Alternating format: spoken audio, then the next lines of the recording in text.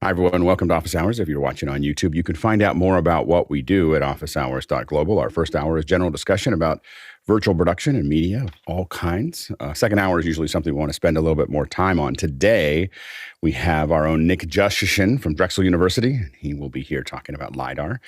So if you've got questions about Lidar, you might be able to sneak some photogrammetry questions in there as well. Nick is here to answer your questions. So stay tuned for that in the second hour. Let's go ahead and jump into the questions. Mitch, what do we have? Thank you, Alex. First in from David Brady in New York, New York. Last minute spend and needs to land by 12:30. Looking at a Blackmagic designed 6K, but wondering about the most versatile lens for satellite insert use, as well as potential Zoom calls. Go ahead, Nigel. So I'm not sure I can answer the satellite, but for my zoom, I use the 24-70. I find that allows me to move the camera around a bit. I do have a 50mm 1.2, which I love, but I can't quite seem to get the tripod and everything else working with that. Go ahead, TJ. I also agree with Nigel. A 24-70 is a great range on the Pocket 6K. Take a look at the Sigma if you're looking to save a few dollars over the Canon version. I have the Sigma. That's what you're looking at me through now. And it is actually beefier than my Canon version of that lens. And I know for David, it's just a walk down the street to get it. Yeah, the other thing too, I mean, if I think the 24-70 has been really successful for us as far as using those, and where it starts to tap out tends to be at about 8 feet. So anything longer than 8 feet, you won't be able to get to. But right now, I'm at about 4 feet and at about 50 millimeters in that 24-70. Remember, when you think about that lens, you want that your area that you have focused to be in the middle of the lens, not at either end, if you can avoid it, because it'll be a little softer on both ends of most lenses. So just keep that in mind. Also, if you're looking for insert studios and possible zoom, and you can afford more, the FR7 is pretty. You should know that if you haven't seen our episode from last time. That's the one I'm hoping to get to test next month. Next question. From Burkhard Friedrich in Eastenburg, Germany. Here's the question. Killed my Flow 8 today when changing mic on an XLR from an SM58 to an MB7. Now, I don't think there is an MB7. It could be an MV7. It could also be an SB or SMV7. SMV7. So we're not sure of the two, so we'll have to take that into account. Apparently, the fader was open. There was a sizzling sound, and that capsule sizzled. Now, Flow 8 lights all blinking. The microphone still works on USB. Any idea what caused the damage? Go ahead, Tim. I'm not sure what caused the damage exactly, but you can do the Flow 8 has obviously phantom power for each channel. You can do that individually. Could have been something with the phantom power. There's also a way to completely reset the Flow 8, and I'll put the link in the chat for that, just to see if that might help. Mitchell? Yeah, I think that's the MV7, because the giveaway is that he's using USB with it too. So any number of things that involve electricity, and things can fail. So I don't think most modern microphones are going to catch fire if there's phantom power thrown at it, when it doesn't need it, or vice versa. Unusual circumstances might cause that, but I think you might have a bad mic. So, yeah, or a cable. So one thing is, neither of those mics require a 48 volt. They're both dynamic mics. And so you shouldn't have needed to have any power on. But one thing to look at is whether you had phantom power. They'll work with phantom power typically. But when you have phantom power, you have to, usually what we try to do is power things down before we start plugging and unplugging. Now, if you have high quality cables, a high quality mixer, a good mic, you shouldn't need to do that. You should just be able to unplug and plug things. You'll hear a little bit of a pop, but it shouldn't be a problem. But there's two things that I think that you might want to look at, because you said USB. Number one is not the highest quality cable plugged into something with phantom power. If it shorted, it could have pulled it right back in, pulled that power right back in. And again, if you have dynamic mics, there's no reason to have the phantom power on. The second one that I think is curious, and I'm so tempted to test, but I'm afraid to, is that you had the mic plugged into USB at the same time you plugged it in with phantom, and there was some kind of ground loop or stray voltage that went between the two of them, that basically did something which would be really cool to test, but I need to find things that can die before we put that in. But I've never thought of plugging in an MV7 into USB and then also plugging into XLR. So let us know maybe in the chat or whatever if you might have done that, because that's a super important data point for us. All right, next question. Nigel DeSalle from Austin, Texas. If I wanted to build a new small studio for doing Zoom ISO and you had the money, which would you pick and why between the ATEM SDI Extreme, the ISO, the ATEM Extreme ISO, 2ME Constellation, and a 1ME Production Studio? Go ahead, Nigel. So I was playing Fantasy Studio Building, which is a game I play regularly.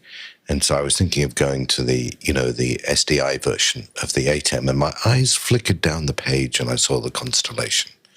And then, unfortunately, there was a little bit of a gap, and then there was the production studio. And I appreciate it's $1,000 more, and I think it's 4K, but I was just interested in, given money wasn't a restriction, at that level, what would you pick and why? Go ahead, Mitchell. Yeah, if I had it to do all over again, I really want to get all of this off my desk. See all these wires? This is just a failure waiting to happen on the back of my regular Extreme. I would go for the 2ME because I could rack mount it and then I could remote control it. And with mix effect, you have pretty much all the control you need. So that would be the way I would go. Yeah, if you're talking about the older 1ME, the gray ones, they're a lot less flexible, and the 1ME I don't believe has the super source. So I think you really want to go back to the 2ME if you're doing that, or the production 2ME, which I think is like $1,700 or something like that. And that's going to have your super source, and then it's going to have a lot more input, a lot more output. The things that the advantage that the ISO has is if you get the ISO version, you can record all those tracks. So you won't have that in the 2ME Constellation, any way to record all the tracks. So for some reason you wanted to do that. Now I've not done that very much, so I'm not certain I need it. The other thing is you have a surface area. You have something you can push buttons on. And so if you're using a Stream Deck and you're comfortable with that, you may be able to do it without it. I have to admit, I am very, very close to getting a Constellation for my house. so like, because like the little one. And specifically my reasoning there is that I think I'm going to build it around the Stream Deck and have it kind of off somewhere else. And the additional IO is very tempting. So having 20 in, 12 out it's a very tempting solution. And so, and I don't use any of the buttons. I mean, other than the big buttons. If Blackmagic allowed us to reprogram all these little buttons on the Extreme, then I would say the Extreme 100%, because then you could put little stickers on them and know that there's like 1,000 things that you could do. It'd be like a Stream Deck on steroids. Anyway, so without that, minus that, then I think I would. I think I'm thinking about home, and it's mostly routing. It's mostly being able to route all that stuff. SDI is just, and what I was going to do is I own an SDI and an HDMI Extreme, and I started looking at the SDI and I said, I can route everything to all the monitors and I can have all this other stuff here. And then I thought, well, then if I get a router, I can do more of that. But the SDI is just a lot easier to manage. And then once you go to the SDI, then you start going to that production studio. So you just have to decide if you want to record ISOs. That's the big thing. Next question. Oh, sorry, Nigel, you had something else to add. Yeah, I didn't know whether the production studio had 4K, and that was going to be an investment protection idea. It does, and that's the bummer. Like I've just decided that I'm probably at home going to be doing 1080p. After that, we're getting close. We're not quite there, but we're getting close to where you have to be very careful about buying Blackmagic hardware because we're starting to get close to NAB. So as we start to ramp up, once we cross the line, the end of the year, if you're trying to get a tax savings, is the last time that I usually try to invest in Blackmagic unless I'm on a production pinch that requires it. Mostly because oftentimes nowadays, they'll start rolling things out in January, February, March. They'll start new things. They'll have these new events and culminating oftentimes in NAB. They've tried to break it up so that they're not announcing 60 things, which they used to at NAB. They kind of break it out, but we usually start to see activity in January and February. From Blackmagic. So I'd be careful about buying something afterwards. If you're trying to get it in before the end of the year, it makes sense. If you're not, you might want to wait. Go ahead, John. Oh, next question. Sorry. Next question in from Rick Yackel in Winnipeg, Ontario. Rick, first of all, we want to thank you for adding your link to the bottom of your question. That's a new thing we'd like to have you do in the future. It makes it easier for us to manage these questions. Your question, has anyone on office hours tried this video editor? It has the bonus feature of creating a record of the dialogue. You use the dialogue to edit out the mistakes. There is a free tier. And this is descript.com. Yeah, go ahead, John. So I've been testing this software out, and it looks promising. The free tier does not give you the ability to train the AI, and so that's the real value in this application. Is once you train it with your voice, your text that you written into your script, if you edit and delete that, it will automatically regenerate the voice. So in that regard, we see some good use cases for that. We're still testing it though. It looks interesting. Yeah, Nigel. Yeah, I did the same as John. I got the free tier. And I think if what you're doing is pieces where you talk to camera and you want the jump shots and stuff to make it fresh, it's a great product for that. It was really interesting. So I was having to add errors in so I could take them out and reframe it and stuff. And it looked great for that. But again, anything more than the base tier is $12 a month. There's another charge that, I didn't want to put on the credit card. And so that's where I stopped. Yeah, it looks really interesting, and we're hoping to get them on to the show in the beginning of next year. So stay tuned for that. I think that they're really building up a pretty fascinating solution. Being able to insert the text back in is the thing that I'm pretty interested in. The people I've talked to so far have found that you can add a couple words. You don't want to necessarily like rewrite your script with it, but they said you can usually get away with a little bit. But I haven't played with it myself, but we're going to soon. Next question. David Brady, New York, asking, with Zoom ISO in an SDI workflow, is it necessary to pull the audio out of the SDI path? And if so, how are you doing it? Go ahead, Mitchell. And what he's referring to is that the audio is embedded in the SDI stream, and depending on how you're switching it going into Zoom or coming out of Zoom, it remains embedded until somebody takes it out. Yeah, go ahead, Paul. Yeah, I would just suggest open gear frames. You can get de-embedder cards from SDI to analog audio. So that's an easy way to do it. And also, you don't need to unless you need audio somewhere else. Like, if you embed it into the SDI that you have there, you can just keep passing it through, and it'll just go into Zoom from there. So Paul's 100% correct that if you need it somewhere else, getting de-embedders, there's a lot of different ways to de-embed. But the coolest one, by the way, if you're in a 1080p, now I can't think of, there's a company, and I'll try to find the name. It just didn't pop into my head, that does Dante in and out of SDI 3G. So it's 16 channels in, 16 channels out of Dante. It's like a little box. It's about $1,600, and it'll just you can take all your Dante and embed it, de-embed it, all those fun things. So I'll try to find it and put it in the event list. Next question. Clive Kitchener from Sook, BC, Canada. Has anyone using a Mac Studio had issues with refresh rates and scaling on dual monitors? 2 known issues, apparently, and there's a link to the problem. Go ahead, TJ. I have a Mac Studio running 4 monitors, and I've never had any issues with frame rate or scaling. Now, I did take a look at that thread, and it looked like everybody that has had a problem in that thread is either running off of a laptop or they are running their video through a dock or like I can't think of the brand name now, but they're running their video through another USB dock of some kind. So that could be a effect there. Yeah, absolutely. Running your video through almost any kind of dock is usually going to be problematic. Usually the docks, you just got to be very careful with that. You can, but if you start adding more things to it, you would absolutely have the symptoms that you're talking about, especially at 4K or higher. Next question. Paul Buchan from Columbus, Ohio, asking, with the storm hitting a good portion of the U.S., curious what recommendations the panel has for remote monitoring of gear and facilities. The Nest cameras are pretty useful. Like, we've used a lot of them where they're just easy to set up. Of course, you're going through the cloud, and there's, you can worry about some of those things, but we've used them a lot from a security perspective of just knowing what's going on, and haven't had any real issues with those. and they're just easy to set up. So just remember all your logins, because once you get them out, if you forget what your login is, you've got a bunch of little bricks that are hard to get working again. Go ahead, Mitchell. Yeah, other than stuff just not working, it's good to have a camera because it's going to be burst pipes that you got to look out for too. Well, yeah, you hopefully you don't have burst pipes. That's a very specific one that's problematic.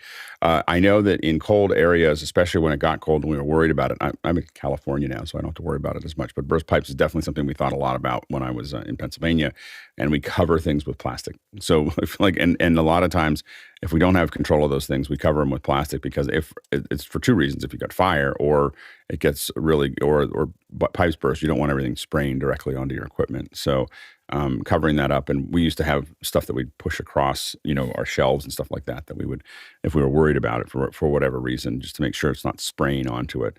But you're absolutely correct, Mitchell. Burst pipes is a thing, and you just need to keep it over 32 Fahrenheit. So you just got to figure that out. Having something that's telling you your temperature remotely is useful. So having something that you can access for that. We did a very high-tech way to do it. We had our Nest camera looking at the warehouse, and then we had a thermometer in the shop that was close enough to the camera that we could just look over and see what was going on. It was one or 2 days that we put it up. We kind of rigged it up, because in California, again, we don't really get it. In where we are, it was like 1 or 2 days it was going to get that cold. Next question. TJ Asher from Minneapolis, Minnesota, and I'm sure it's cold there, and he's also on the panel. Recommendations on the best way to clean the earwax off my in-ear monitors and how to keep them clean. And yes, I do clean my ears. Javier. Well, earwax is something that's going to happen. It's like a natural thing. So the only way I've found to do it is to clean them constantly. I have like this weekly reminder to clean my gear, like my iPhone, my iPad, my earphones. And I found this cleaning kit that includes, I carry it everywhere. It includes like this, with this like liquid, you can clean the outside using a microfiber cloth. And it also helps for the little nooks and everything.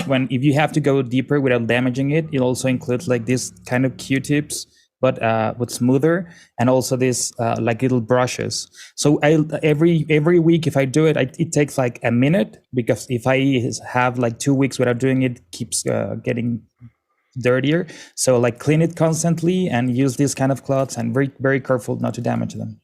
Go ahead, Mitchell. There's a number of solutions. If you got to clean them, just get rid of them and replace them with a new one. The other thing is, if you're going to be cleaning your ears, remember, do not stick the Q-tip inside your ear. Okay. I think any ear doctor would tell you that it's not good to stick that thing inside your ear. Yeah, okay, that's not a technical question. So the one thing that I do is I have it's an electronics vacuum that I use for it, because I'm always afraid of pushing the earwax into the grill. So I'm always trying to pull it back out rather than push it back in. And then one of the great things about the Etymotics is that they have a little insert that filters an insert, and you just screw in and pop it out and replace it. And I wish more companies had just a replaceable grill. But when it doesn't replace, then you get, especially after you've had Etymotics for a decade, you're super paranoid about the grill, that you're going to push stuff into it. But I find that if you do regularly vacuum it out and pull it out, the battery in the headset dies before you actually have any real damage. Next question. And Douglas Carmichael is here asking, I'm watching Bohemian Rhapsody with my aunt, and I'm impressed by the period-accurate equipment in the concert and TV studio scenes. How would they find equipment from that era that worked, much less people who remember how to use it? That is a whole business. There's a whole business around period stuff, especially period cars. People who own cars oftentimes will, that's their business. They'll have like a bunch of 50s cars, and they're constantly taking them somewhere in the United States to be for 50s movies. Go ahead, TJ. Because it's a movie, I'm guessing that the people they showed operating the equipment may not necessarily have been actual operators, but actors playing the part. Go ahead, Mitchell. Yeah, I know a lot of people that collect, old microphones and old setups, and rarely are they actually being used electrically in the production. They're just there as props, and it's cool. It's a real cool thing to see them.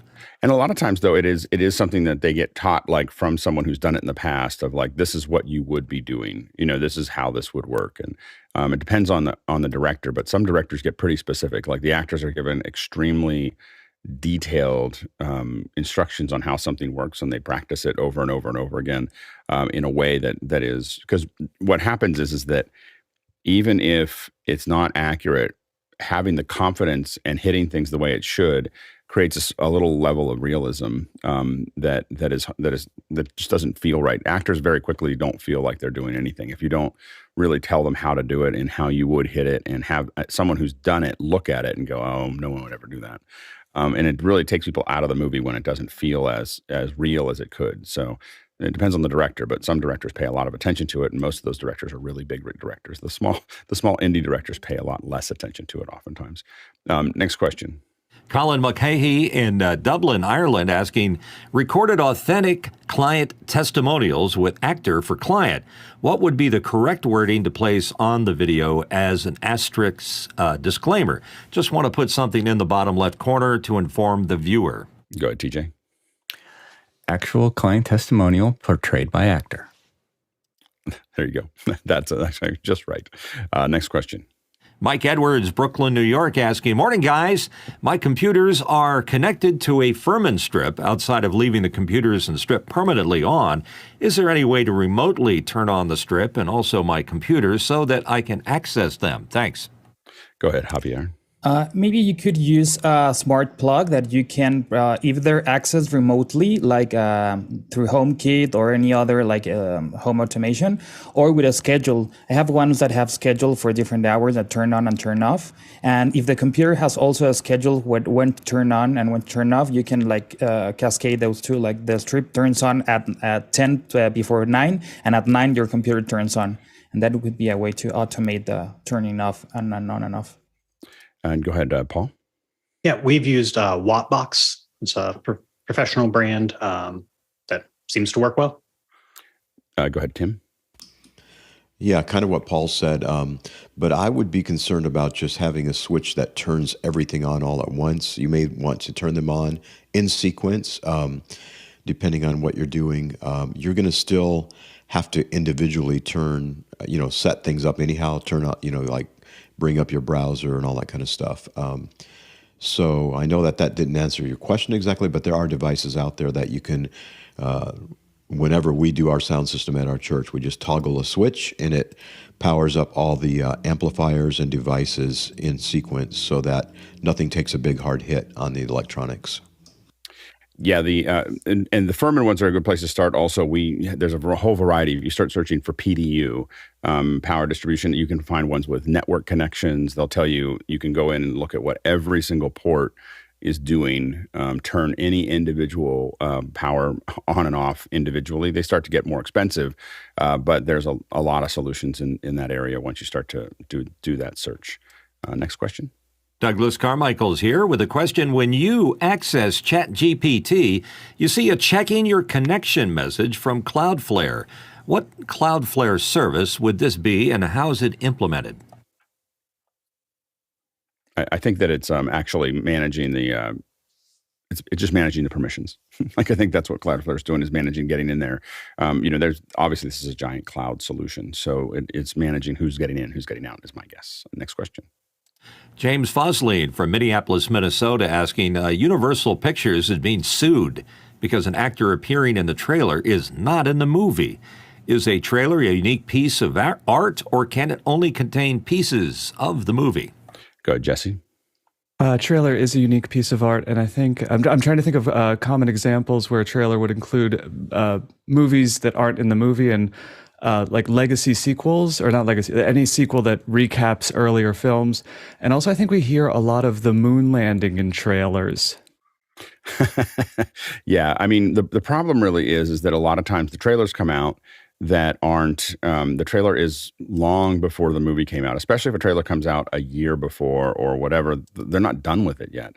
I mean, there was, I know when I worked on on Star Wars, they put my shots. I had a lot of shots in the first trailer, those Queen ship shots, and I was really excited. But it was just because they were done. I mean, it was partially because they were the collection of the.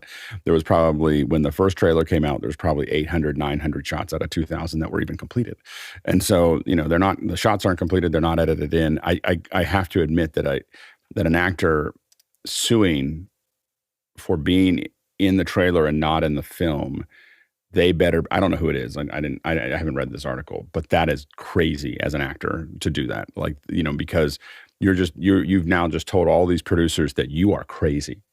Like, I am crazy and problematic, and I have a lawyer. That is like the worst possible thing for an actor to broadcast. So I'd be very curious who it is, and we'll see how many big films they're in after this. Unless they're like Robert De Niro level, they're going to have some trouble. Next question.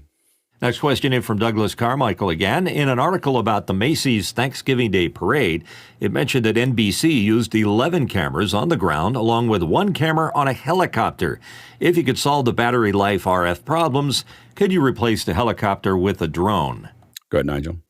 My experience of living in New York is that the wind goes down those avenues very fast and very cold. And my guess is it's probably quite hard to manage a drone of any small size in the wind that gets generated, and you'd really want to be sensitive about anything bigger over people's heads.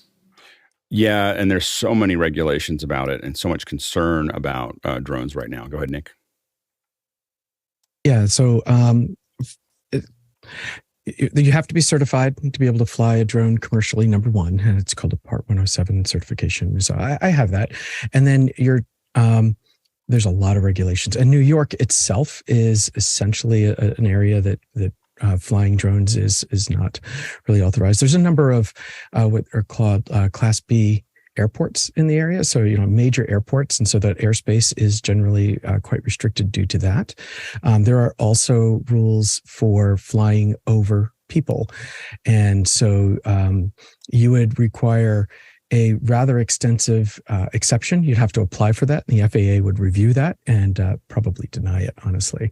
The FAA is great about reviewing and approving appropriate exceptions. So I had a scenario where for a graduation ceremony for my university where I wanted to fly a drone inside a stadium that was next to a Class B airport. And so it was against all sorts of rules, but I filed an application for an exception and said, well, I'm going to fly over empty parts of the stadium. I'm going to stay inside the stadium below the level of the highest set of lighting around it. It's the main National League Baseball stadium in Philadelphia. And I was pretty quickly approved for it. I was actually really impressed with how the FAA reviewed it. So it is possible, but I mean, there's a lot of hoops to go through. I mean, if you're going to fly in New York over crowds, it's not a really good idea. Yeah, in general, the insurance is the helicopter operator carries the insurance, and there's someone whose life depends on the helicopter staying in the air, the pilot, and there's not a lot of RF, there. So those are things that are, and when you have a pilot operating, you have somebody who's generally, if they're especially operating a camera crew, has been doing this for at least a decade, if not more, and has thousands and thousands and thousands of hours over it and knows all those regulations. It's just a different thing. The drones haven't been around that long, and so it's just really, I think we will eventually see lots of drones covering lots of these events, but we're not there from a battery perspective, from an RF perspective, from a regulation perspective, and from a skill perspective. We're still pretty far away from making that happen. Next question. From Nick Jushchyshyn in Philadelphia, and also here at our panel, any recommendations for low-cost autofocus SDI cameras, looking to add more witness cameras to our motion capture studio? I think that the best ones are probably going to be the Sonys. So the small, like the $500 Sonys are probably really, really good witness cameras. I think that they're the 4100, 6300, 5200. I'm making this up because I can't remember. I never remember the numbers, but they're in that range. They're like $400 to $600, and they are going to be. Now, what we've always used, as you know, Nick, has been GoPros. So we use a lot of GoPros because they're always in focus because they're all wide angle. So we have in the past when we did witness cameras, we just inserted a lot of GoPro cameras into it because they worked well, and you don't need anything newer than a 4, a 4 or 5, and it'll do the job. So. That'd be something to also think about. Go ahead, Tim. Yeah, for maybe like a witness camera. We have one. It's a very inexpensive PTZ camera. It's a AV cans, and it does NDI 20x and it also has the SDI outs and all that kind of stuff. And also there's a 30. So that's only $550, and then there's also a 30x PTZ for like 700 with SDI out. But you're not going to get any depth of field kind of stuff, but it does fairly well autofocusing, and there's some, it kind of does okay. Go ahead, Nick. Yeah, so I was just going to add that so right now we're using this Sony EX1 that I picked up used somewhere. You still have that camera. It's great. I still have that camera, and I was using it. I was using it yesterday in a shoot. And sometimes in this, so we'll mount a camera to a tripod. And so the director for the shoot was connecting in via Zoom session. And so there were requests about, can you get the camera closer? Can you zoom in? So PTZ, like a permanent mount PTZ, isn't so much what I'm looking for, but more of something that we would have on a tripod that would, have wall power, so that we don't have to depend on batteries, and then ultimately an SDI out. We're using you were just talking about ATEMs and video switching and routing. We're using an ATEM SDI Extreme as our main box for handling video, and I mean it's awesome. So we've got all these 8 SDI ins. We're running our computer screens into that. We can ISO record everything that's being fed in, and so we've got our kind of our overhead God view cameras, but the EX1 is getting really long in the tooth. Like it's ready to be retired. It's almost 18 years old. I think 18 options. or almost 18, 19, or maybe 15 to 18 years old. Maybe, I think in the 15-year range. Yeah. So I was like, Yeah, oh man, I'm having trouble even getting this in focus right now. Does that one still? So, Does that anyway. one, the one that had the sticker, the NAB sticker on the outside? It was one of them. I don't think this one has the NAB sticker. Yeah. we had one with an NAB sticker. Couldn't get it off. Go ahead, Mitchell. Yeah, Marshall makes a full line of cameras. Not all of them are autofocusing, but they're small. They are powered exactly the way you say, and they have SDI out and in. Are you delivering like a motion capture, or like a motion builder output as well? So does the director see for body capture? Are they seeing the characters in the scene? Yeah. So again, we have some of the SDI ins on that extreme ISO are getting computer feeds. So that we can switch to them, or we use the super source, and we use the super source quite a bit. So in this scenario, we were doing facial capture as well as body capture, and so in the super source, we were able to show here's what the Vicon is capturing for body. Here is the full screen face cam on the head mount face cam. Here's the witness cam that they were directing. And then we also just had one of the GOT cam overhead views, so they could kind of see the overall layout, and like they could easily direct, like, okay, oh, to your left, there's a C stand, go to that. And, so that kind of thing. It'd be really good to do that in the second hour sometime. I'm just saying, no pressure. Oh yeah. We should totally do that. Yeah. Let's It'd be do that. great. Let's make a second hour out of that. Yeah. All right. Next question. Talalik Lopez Waterman from Norfolk, Virginia. What methodology do Mac and iPad users use to remote desktop from iPad to a Mac? I think that the one that we haven't done it for a while, going from the iPad to the Mac. I think that the one that we've used in the past has been AnyDesk, I believe, because it's just a web page and we're able to jump into it.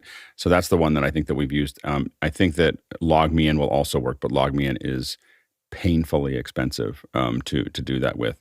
I also believe that you may be able to do it with remote desktop, but we haven't tested that between those two. But it's a good question. We should lab that out. Next question. Next one in from Tim Home from San Lorenzo, California. And here in our panel, I do very late mastering of our weekly live stream, head, tails, some leveling. What Waves plugin would you purchase for a quick one-and-done workflow? Go at Javier. The heads and tails, you could do it in editing, but for the leveling, one of the best plugins for like simple, quick leveling, it's called Max Volume with 2 X's.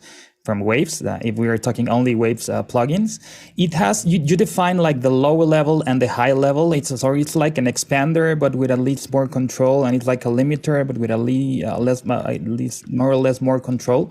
So it has not that many features, so it's not like super detailed, but it can help you get like quick levels very fast. So you can look at it. It's like $29 right now. Yeah, go ahead, Mitchell. I like the Ultra Maximizer L2. It's a limiter, but it really doesn't act just like a limiter. It also does a little normalizing, and I always use it as a brick wall limiter and try to keep it so it's just there in case something pops over the line. Yeah, and I do most of the stuff. I do some stuff with isotrope. I don't have as much experience with the waves, but the things that the general thing that I do for leveling out things is that I take the tracks and I usually normalize them to negative 23 dB LUFS, and that gets them all into a certain range among each other, and then I compress it. So I compress the output usually 2 to 1. Usually I dig down to about negative 18 to pull that, and that kind of pulls everything together. That for me, that's been a pretty effective first pass. Then I'm worried about plosives, de-essing, noise reduction. Those are all things that I might do later, but those are the things that I do. And I would not say that I'm an expert at it, but and then I do, if it's two people talking, which is what I've been doing a lot of, I automate the whole thing. So I go through and I go through and fade everything in and out to make sure that everything's as clean as I can make it. Next question. And it's from Paul Terry Wallace in Austin, Texas. What is the best long USB cable and USB hub to run a group of Insta360 Link webcams? What's the longest USB cable you can use? There are fiber USB cables. So what you want, that's what you're looking for. And I'm not sure who's making the current ones. I haven't tried to do this for a while, but what you're looking for is a fiber USB cable, and they're absolutely made. They're powered. And the longest one I've used is about 100 feet. So they you can go a long way. They're expensive. The 100-foot one I think is like $400. So it's not, these aren't inexpensive solutions, but they are out there. So do a search for fiber USB. USB-C or to fiber, and you should be able to find them. Next question. Alexander Knight in Vancouver, BC, Canada, asking, is there a way I can wire up my studio lights mounted on the ceiling to a UPS on my breaker panel? Can you explain more about what you're doing, Alex? Well, I have lights mounted on the ceiling, and they're plugged into, I have power on the ceiling as well. So I'd rather not run a long power cable from the UPS all the way to the ceiling because that's kind of ugly. So that's why I was asking about the breaker panel. And you don't have any kind of, what you have there, you don't have any kind of grid, that you're using. So no, usually what we do is we run I should have installed one, but I don't. I just made a new one with MakerPipe. It's quite nice. Anyway, so I would the easiest way for you to do it is to run a long extension cable. If you are going to do something with your breaker panel, then you should hire an electrician. I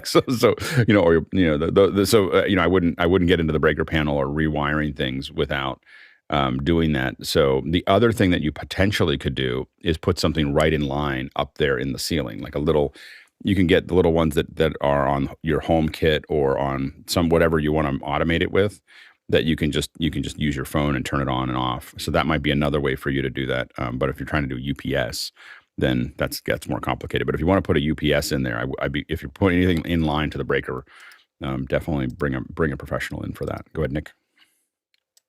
Yeah, I was going to say that there are also they look like XLR. I apologize. I am not a lighting technician, but I know that there's power cables that are not your standard, plug it into the outlet, that are used in stage scenarios. Mm-hmm. And I'm wondering if there are any UPSs that you would.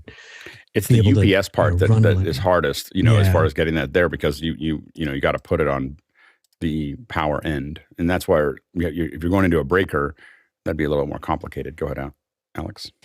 Yeah, so when you were asking me about a grid, so I guess you were suggesting that I actually mount the UPS on the ceiling directly. No, I didn't. Nope? Okay. I would recommend having the UPS on the ground. The UPSs I use would be too big to mount on the ceiling.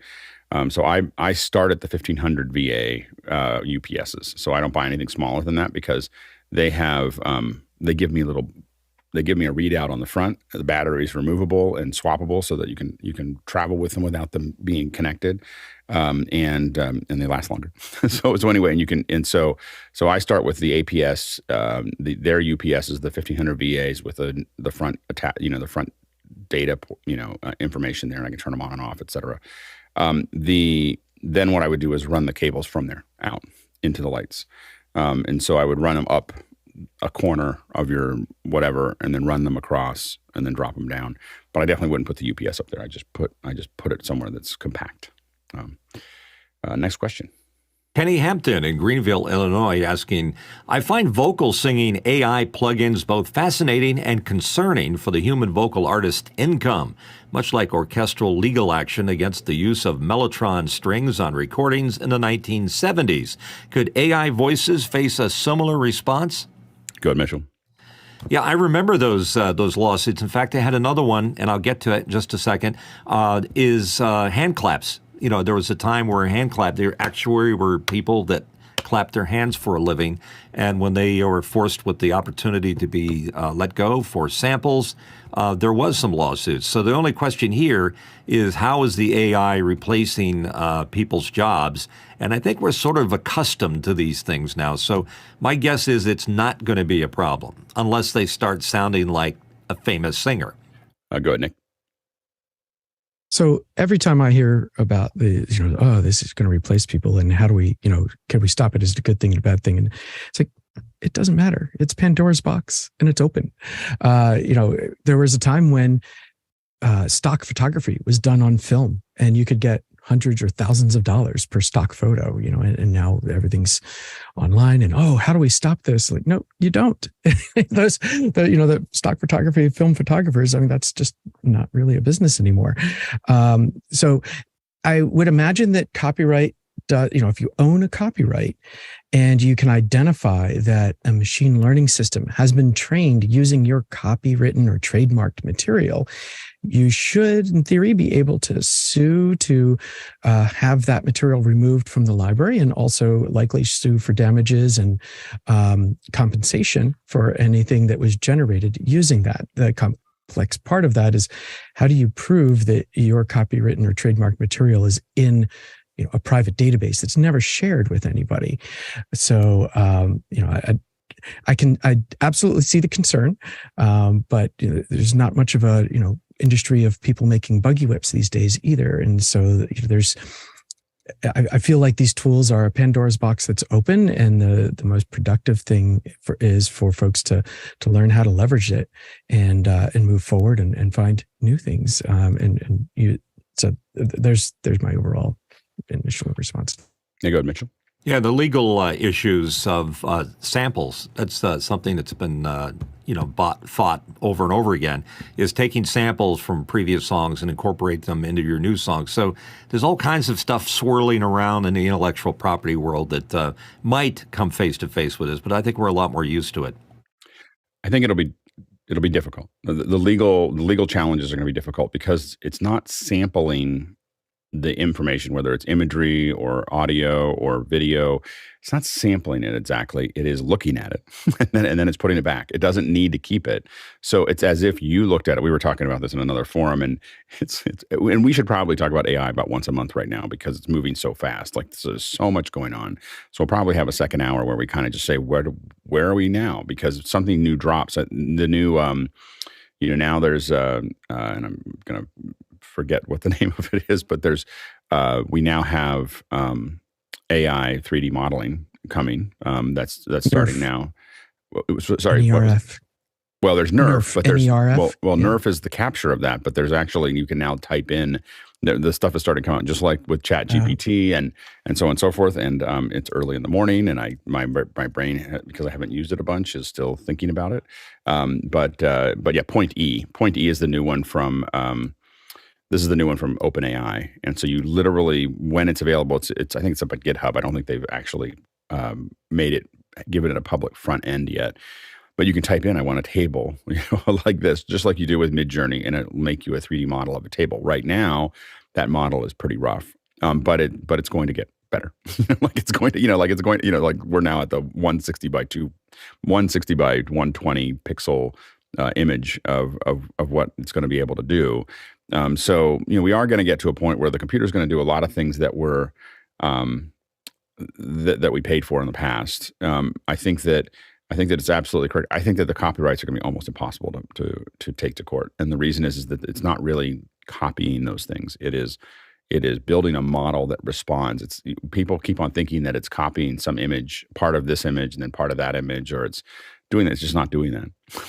It's building a model, and once the model's done, it can't take it out because it's like. Is that? I guess that falls under derivative works then. Not really. It's as if you, unless you do it exactly the same way. But the problem is that I'm not. It's like I heard a song. I heard 4 songs, and then I made a new song that doesn't sound like those 4 songs, but are inspired by it. They have a feel that is like those things, and I'll tell you how popular that is. We often, for jingles and so on and so forth, will tell a composer, I want it to sound like this song, but not so close that I get sued. Like that is a derivative work, and if you don't use the same chord progressions, but it's all oftentimes it's very slight, that you're changing enough of it that there's nothing that lays right over top of it. And so in that world, in the world that we already have proven that you can do that you can listen to a song, make a song that sounds similar to that song, but not that song. And we've been artists have been copying each other since they started drawing on the wall. So it's very hard to, how do you say, the impressionists all came, a couple people thought that they were going to do that. And then a whole bunch of people did it. Do all of those people owe that person something? And just because it's a machine, does that make it any different? Because the machine, again, is not copying and pasting those things in. And it doesn't know where it came. Like people keep on saying, well, it should be able to tell you all the references that are there. It doesn't know. It doesn't know. Like it connected this to this and this to this and this to this. It didn't keep track of where it got all that information. So all these models are built around, they have no knowledge of that past, and when we talked about like, oh, well, they should be like a, like references in a manual. I was like, yeah, but that'd be like telling the writer, you have to list every book you read since you were 6 and every person you've talked to and every movie you've seen, because that all built up to the book you wrote, like in addition to the references.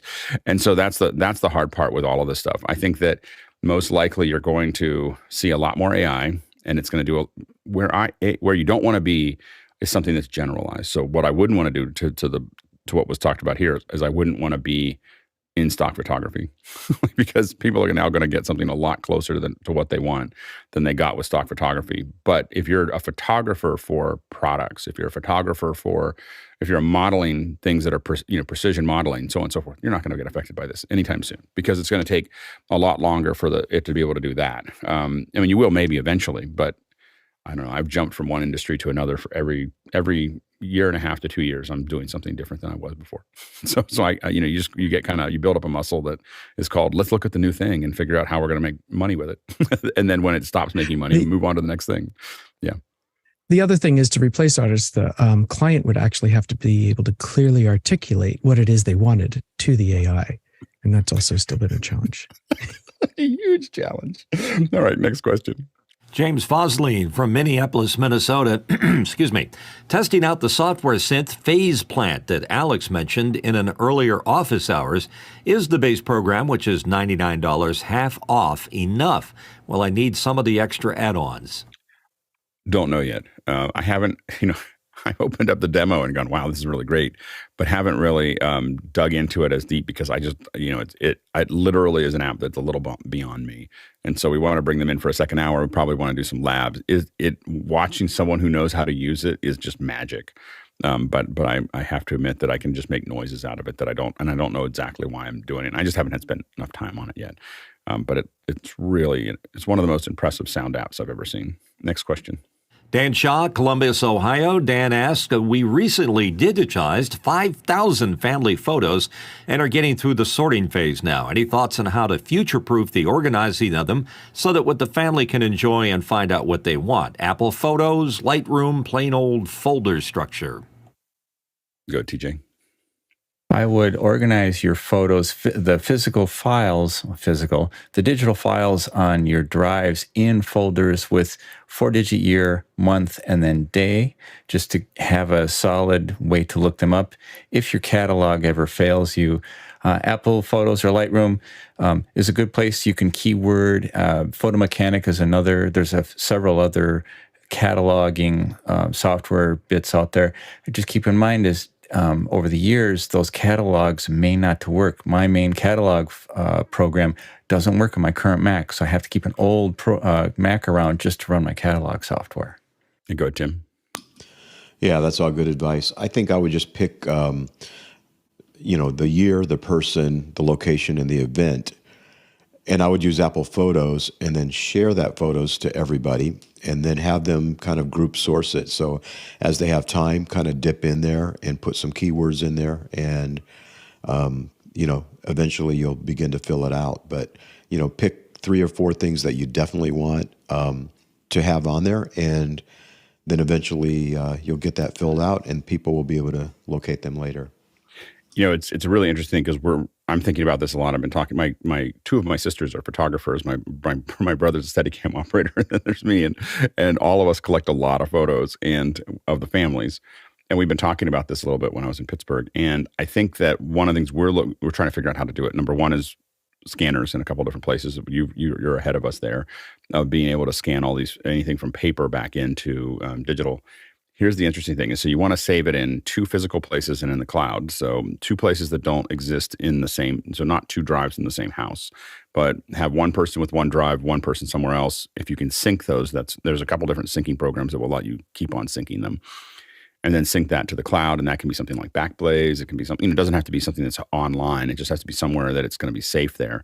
And then you can also put it into Apple Photos. The main problem is that anything you put it into a structure, you're kind of tied into that structure. So as much as you can build, one of the things we did a lot at ILM was build naming conventions that they don't look like anything as you put them in. There's dates, but you might have codes for different people in the family that you put in, like these are the people that are in it.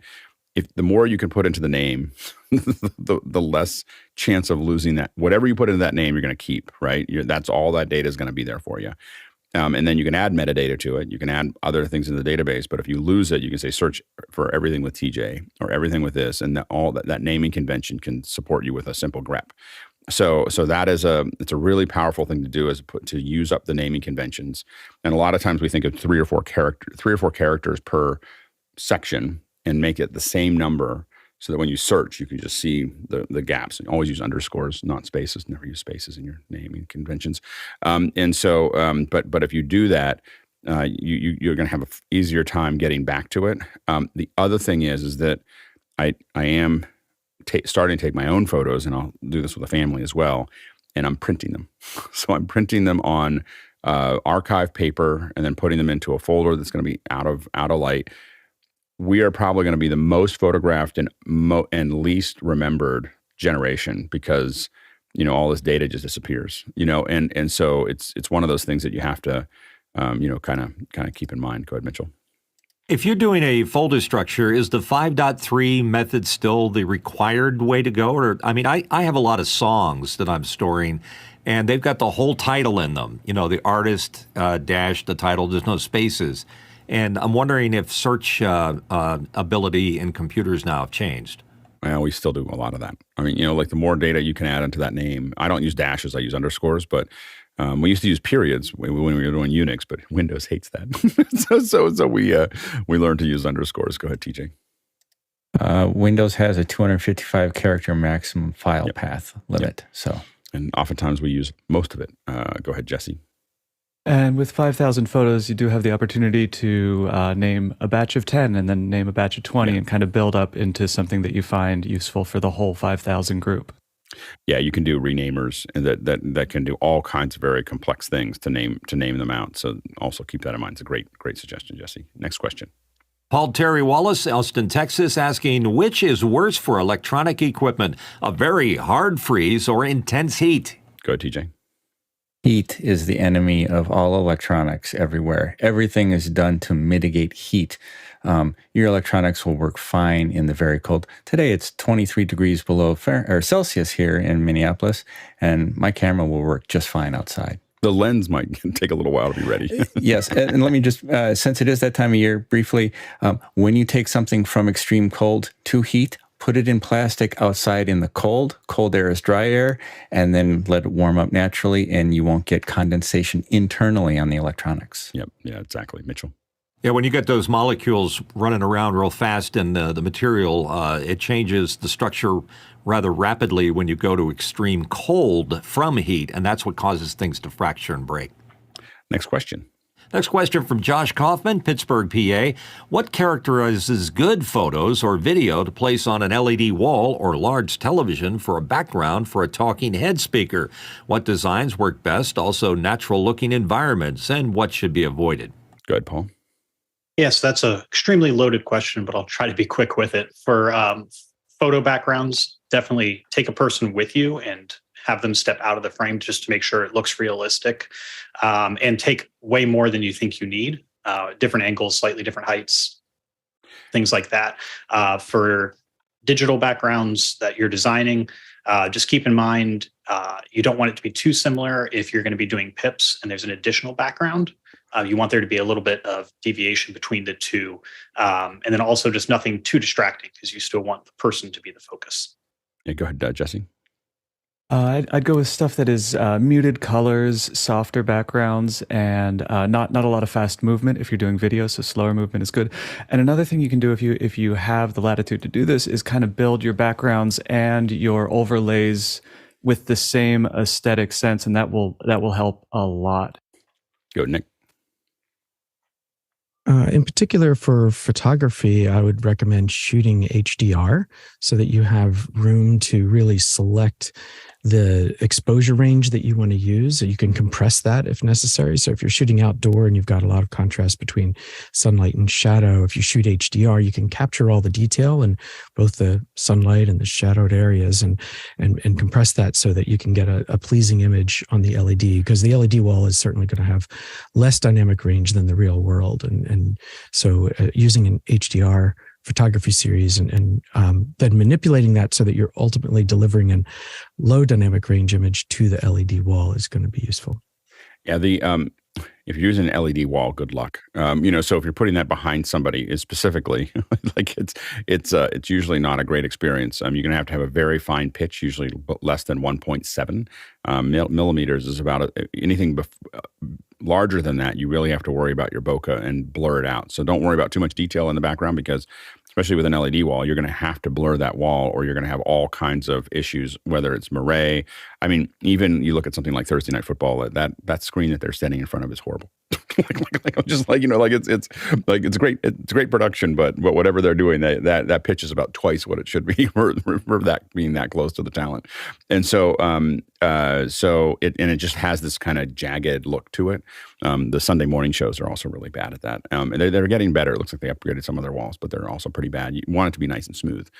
As far as taking pictures, one of the things, obviously we like big outdoor things that you can't tell where the parallax is. If we're going to put something behind them that you might be able to see the parallax, we try to match we literally go out and match the same focal length that we had in the camera that we're using for the insert studio. So same camera height, same camera angle, same, that's kind of the visual effects person coming into the mix of, I want this to match up. And man, when you hit that, it looks amazing. One of the things we've done for executives is we'll take a video camera and we go into their offices, it might be some big complex, and we literally just shoot 20 minutes of people walking back and forth and doing whatever they're doing. But it's the same camera we're going to use for them, the same height, same angle, same lens. And when you put it behind them, it just looks like they're sitting in the middle of their offices, coming to you from wherever it is. It's a really immersive feel, and safe, because you don't actually have to have all those people around. Next question. Next question for Douglas Carmichael. What specific type and brand of camera is usually used for aerial work? Helicopters, fixed-wing aircraft, maybe even drones. When I look at the Sony FX range, for example, I don't see any mounting points on the camera body itself. Go ahead, Mitchell. The FX3, which I'm looking at right now, is too big for most drones.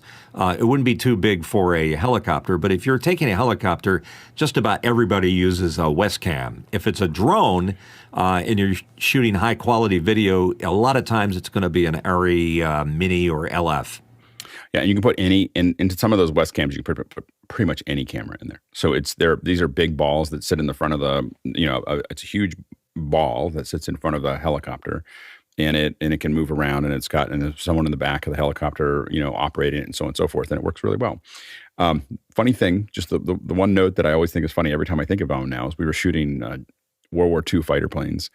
And I was like, how does the helicopter keep up when we're shooting the aerial shots? I was asking him, how does the helicopter keep up with the plane? We've got this, this P-51 going by, and how do we shoot it?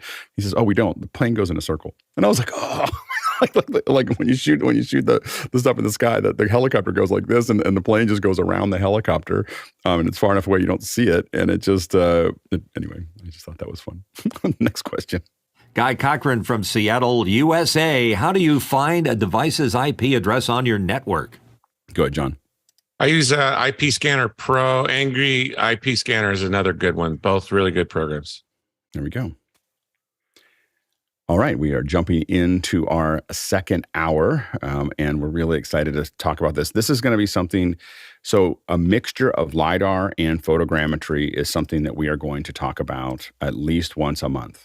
Just to let everybody know, Nick or I or Fred, I'm going to see if I can get Fred on here, we're going to talk about LiDAR at scale, big LiDAR, small LiDAR, how LiDAR is used, as well as photogrammetry. And the reason for that is that it's going to be really become more and more important in in what we're doing. So I think that we're going to have between AR, VR, XR, all these things.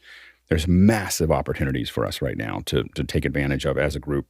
And we want to make sure that we're coming up to speed, because we need in our group, we need all these different skill sets to be able to interact. So not all of you are going to do this, but we need people who are going to be able to go out and capture something, go out and or build the models, or bring them in, or texture them, or all those things.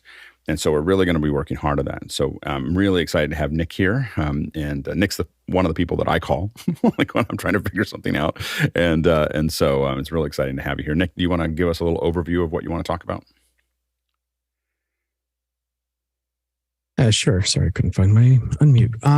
So the big deal that I think is amazing, there was a lot of discussion back when the iPhones first started to have reasonably good quality cameras about, what's the best camera to have with you, or what's the best camera to use in a certain situation. And it's, the one that you have with you. And so Pro iOS devices, this is a 14 Pro iPhone. They have a LiDAR built into them. So in this cluster of lenses, there's also tucked away in there an infrared laser emitter. And that infrared light can be projected out in a pattern and then measured by the lenses in the iOS device. And this also works with Pro iPads as well. And that LiDAR allows for much more precise measurements than photogrammetry approximation. The trade-off is we don't necessarily get as much detail in our textures per se, but the resulting model is something that you can measure it. And if it's 3 feet wide in the model in your LiDAR scan, it's 3 feet wide in the real world. And now anywhere I am in the world, as long as I have my phone with me, I can scan anything. And so it can be to acquire an asset. And I can share my I can share my screen here. I'm sending my iPhone screen to NDI monitor on my Mac here so that you can see what's going on. So I'm using this 3D scanner app right here, and it's a free download in iOS. I think, besides the fact that the technology is in there, the software is a built-in library in iOS. So there's a lot of different apps that will leverage this. But if I go into that app, I can show, for example, that here's a scan of a chair, at a family member's house, right? And so this is a chair that it's custom made. It's kind of cool, is because it's a bookcase chair and all that. And so now I have this, and if I wanted to say, plan a shoot that's going to involve this, I might want to know how wide is it, and so I can call up a tape measure tool and point out 2 different points, and okay, 38 inches wide. So I know how to plan for that, and as well as its height. So now that I can start deciding about, where I'm going to be placing my cameras and how high they need to be to get the angles I like. So there's that. You can also scan spaces. So I don't have it here in this phone, I don't think. Let me just see if I do. I do a bunch of things for there's a conference that happens every year in the summer, and I'm part of the planning group for that. And so we went to Los Angeles Convention Center and started looking at potential spaces for where different parts of the exhibition might be hosted. And so I could scan those spaces and plan potentially, what types of display can we put in here? And again, just walking through as a group in the conference center, I could do this scan just like anyone taking photos, but now I'm getting actual 3D data. So I know that this space is 25 feet wide and 22 feet high. And so now I know, can I put an inflatable projection dome into this space? Why, yes, I can. I know exactly where this is and what I can fit in there. So it's really useful for location scouting as well as gathering assets. So I did a scan recently of, this is the mocap studio I was just talking about. And so I scanned, this is another advantage to the LiDAR, by the way, is that photogrammetry would never capture this green screen because it's just by definition a uniform green paint. There's really nothing for photogrammetry to identify on this screen what parts of the screen are different from the others. In fact, the reflections, these little highlights right now are the result of light reflections, and so those would change and it would completely confuse anything that was done with photogrammetry. But because LiDAR is projecting an infrared light pattern with an infrared laser, it's measuring that infrared laser pattern. It's not looking for landmarks like different patterns in the carpet that photogrammetry would be looking for. In fact, I think, let me just see if I can show. Yeah. Okay. So here's a video of what was happening on my screen when I did this LiDAR scan. So I can hit play here and you just kind of point your camera like you would video. And then you'll start to see, it's kind of like Wile E. Coyote painting a tunnel on the side of a cliff, except you're essentially painting the scene around you. And so this is the geometry, and this is in normal mode. You can set high resolution mode and things like that. But when I'm capturing a very large space like this, I'll just, aim everything. I'll just use the lower resolution, and, I can point this all around the space. That's our little X-Wing fighter cockpit there in case of Imperial incursion. But you can see how this is capturing the green screen, even though there's no image-based detail in it, because it's again that LiDAR pattern. And the other thing I like about this, when I'm capturing my studio, is that there's some installed lighting already. So I'm capturing where those Kino lights are, and so I know where they are. And I won't forget to, if I was drawing these notes, I might take a few measurements and draw a few things, but I might overlook, where are the outlets? So I can go into the system and find those outlets based on the resulting scan. And so as this gets finished, there I go. I'm just going to fast forward through here. Then there's a little bit of a processing step where it's already generated the geometry. While it's doing the LiDAR geometry acquisition, it's also shooting photos. And so then it goes to those photos and projects them based on where the camera was onto that geometry. And so one of the other nice things I like about this particular software is that I can export the full package of data from the software. So there it is. There's the finished model. And so that's what the process looks like when you're actually using it. And I can hit pause on this. And if I go to the software itself, there's a little share button. And so I can export USDZ. I can export FBX. There's OBJ. But I can also export basically everything, all data. There's an all data. Oh, wait a minute. I guess my screen sharing doesn't seem to be working. You're still seeing the processing things. Let me see if my NDI broadcast stopped. So I'm just going to stop that screen share and restart it and see if that helps. And once you start getting used to this, while Nick's working on that right there, once you start getting used to this, the other thing that you might do is you start doing it just all the time. So I use Polycam a lot, which is another one that's like the 3D scanner that Nick has. And one of the things we had to do is we had someone jumping out of a window and then they had to land on a pad. And I had to figure out whether the pad would fit or not. So I was at the gymnastics place looking at it. And I just walked around this pad and just scanned it. Like I was like, oh, I'm just going to just grab this information. And so you can see that, is it all the data I could get? Probably not, but it's enough, And so I was able to get the information and then I can, now start to do things like, I could look at it and I could visualize it literally at the space, but I could also go, oh, I want to know what the distance is from here to here. We could talk about it, so it's 5 feet, 7 inches, or something close to that. And so I was able to kind of figure that kind of stuff out very quickly. So when you get somewhere, it's a really powerful way to just know, especially when you're trying to fit things, is just to be able to fit things in really quickly. Yeah, go ahead, Nick. Yeah, so and I just wanted to show, some of these other scans were done outdoors in sunlight. So just to show that even outside, you can use this. This is now on the iPad that I have here. And let me switch to a different shared screen. Let me see. Oh, I got a screen capture. And let me see here. I'll switch to my PC screen. There we go. So this is in Maya now, right? So I've this exterior is actually a drone flight photogrammetry of the exterior of this building.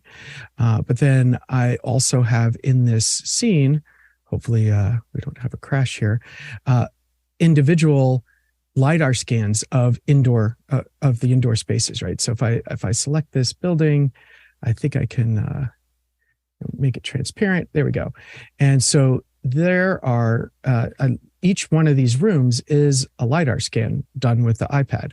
And so I've got this entire interior space as well. And all of those individual models can be now, did you do each room really by itself and then compile them together, or did you do it all at one yes. fell swoop? Yeah, definitely each room individually. There are, the iPad, part of the LiDAR calculations, I believe it is using the IMU as part of the data.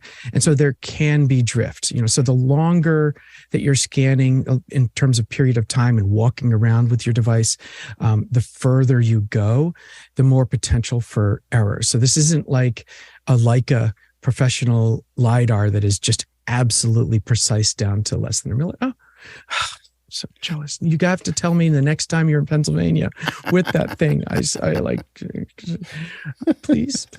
I was just talking about it earlier about that's like a $20,000 instrument, isn't it? I got it for a little less. How many, Alex? I got it used. So it didn't cost 20 grand, but yeah, this is the bigger version of that. And so this is what this does is this has a mirror that spins and it fires the laser out and goes out. Now it captures about 1 million points a second. And it just slowly moves around. Now I have it set at a fairly coarse setting because I use this mostly not for building models, but to just get information about a scene. So it's like what Nick's doing, except it just gathers a lot more data.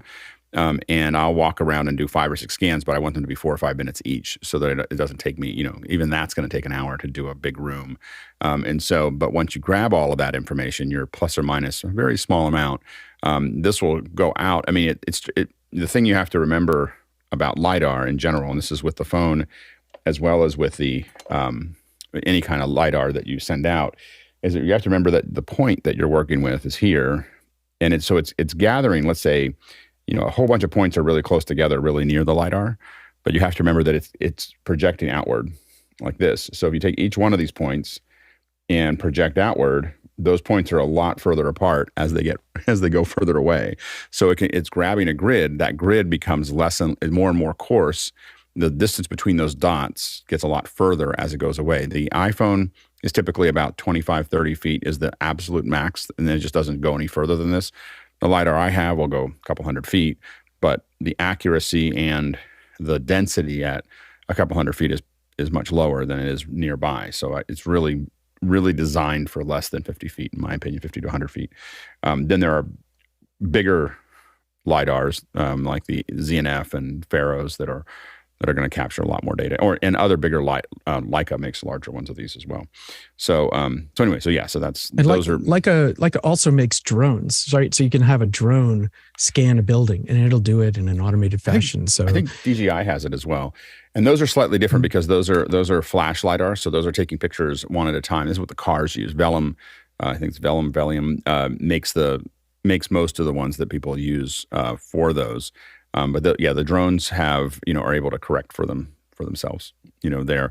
And so I think that one of the reasons I wanted to show this I realize I don't know if I have any, I moved computers. I don't have an E57 viewer. so I gotta reinstall that. But the reason I wanted to show this and talk about the larger LiDAR is we often don't want to over-represent what the camera can do. Like the phone does a great job and you can do really cool things, but it's not the same as having something that gathers that much data. And in the future, we're gonna bring Fred on with his Pharo and talk about those LiDAR systems. But the phone is in your pocket, as Nick said. You can if you look at what Nick's doing right here, if we cut to what Nick is showing, it's pretty impressive. It's an enormous amount of data, especially for planning and figuring out what you're going to do. Go ahead, Nick. Yeah, so I was just going to say that this entire house, which is it's essentially a mansion, was scanned in a single afternoon, maybe hour and a half or so, with the iPad. And so I could do selection highlighting here, so you can see how I would do different chunks. Like so, this room in the middle is actually a little bit of a indoor garden atrium, and so I would scan different zones of that individually, separate from the staircase and all of that. So this is how you could see how I kind of sliced up the house. Did you bring it all back together automatically, or did you do it by hand? I did bring it back together by hand. Mm-hmm. So the scaling is already done, but it's just a matter of saying, okay, I'm going to make the corner of this doorway my pivot point for these two different models, bring those pivot points together, and then rotate. So it doesn't take long, but it is something that I'm sure a ML system could use machine learning to speed that up. But the overlap is really important. You just have to think when you're doing these digitizations, whether it's with a big LiDAR or with a phone, you have to think about what is overlapping and what can see the same points. You want to be able to see a lot of things that are the same points. There are programs. Autodesk makes a program called Recap that will do a lot of that stuff for you. But you can do it by hand, and it's not that hard to do by hand as long as you make sure that you have a good overlap. Absolutely. So you could see, for example, in this particular room, that I deliberately made sure to capture like through this doorway and out into the floor. And similar, this captures through that same doorway a little bit. And there's one of the most popular places for me to put my scans is in the doorway. So I'll scan a room, and then I'll scan a doorway, mm-hmm. and then I'll scan a room, and then now I know I have plenty of overlap between those pieces. Yeah. And so then I can show what that particular scan looked like. I'll switch over to my iPad now. So this is that room scanned in the iPad. And so it's using that scanning 3D scanning app. And then the other thing that's interesting again is that this has oh wow, look at that. There's some record a video of your scan. That's kind of cool. View scan images. So while the LiDAR is going, it's also shooting these photos. And so they're all, those images? This is showing. Yes. Yeah, so these can be exported, and so then these images can be used for photogrammetry if I had wanted to. Now, this is a low light scenario, so the iPad camera didn't do too great. They're kind of a little bit grainy and all. But in this case, this particular scan was also automatically capturing, in this case, 481 images just for this scan. And so these can be processed by something like Capturing Reality or Recap Photo or Agisoft, whatever. So the two technologies, LiDAR and photogrammetry, can be combined in these ways. Yeah, and it's a really, the real power is going to be as the mixture of photogrammetry and LiDAR continue to evolve, because the LiDAR, structured light, gives us really hard numbers that we know match up, and the unstructured light, being photogrammetry, gives a lot more detail, not just in the textures, but in the geometry, because you're essentially only limited to, with photogrammetry, you're only limited to the resolution of your camera and how close you were to the object. There's no, you can get an incredible amount of data out of them, but it's just not as accurate. And so the LiDAR gives us that back. Yeah. And so like this space is like thousands of acres. So this is a botanical garden in the Philadelphia area. And so it features indoor conservatories and outdoor garden spaces and fountains and such. And so over the course of many visits, I was able to use this one iPad to scan a load of these locations and spaces.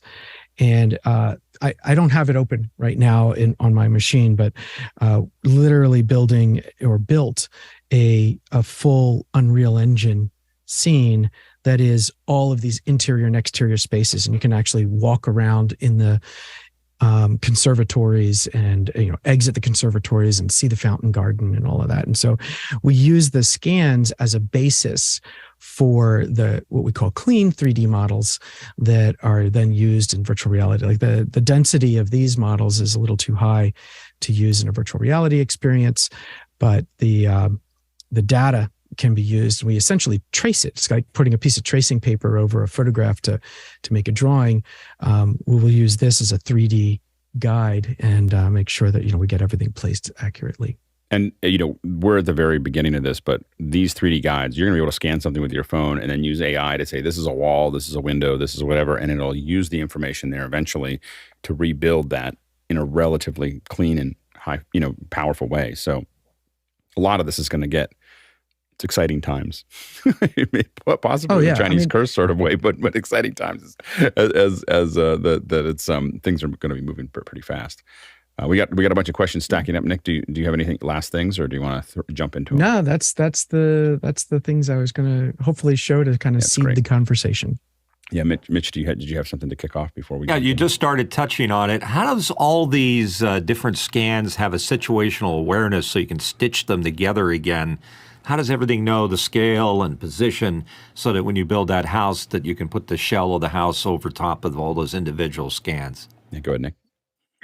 So currently, I'm mainly using a manual process where, as Alex was mentioning, I'm really diligent about making sure I scan the doorways, all the doorways. And that's going to be the interface between the next room on the other side of that doorway. So that the width of that door is exactly the same on both sides, and the position of that door is exactly the same on both sides.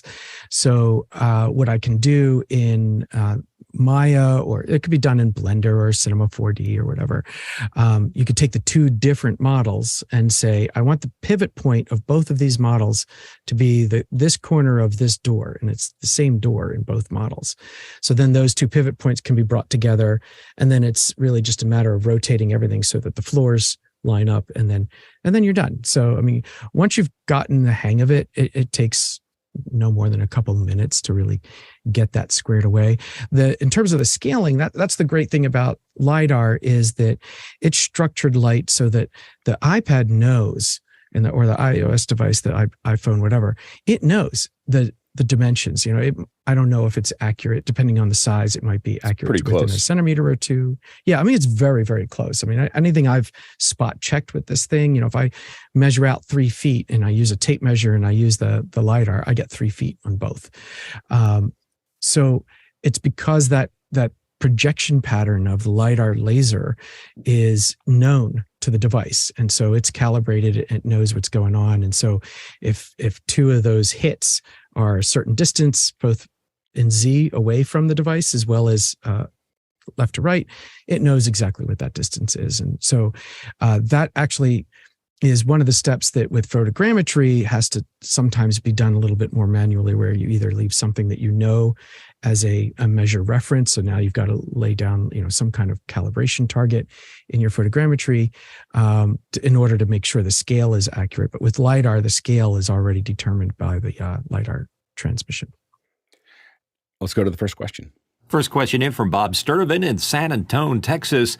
What are the best practices on doing internal scans? Shouldn't we use a tripod that we move to at least 2 vertical positions at every horizontal position so we get the undersides and overtops of structures? Or is that overkill? Go ahead, Nick.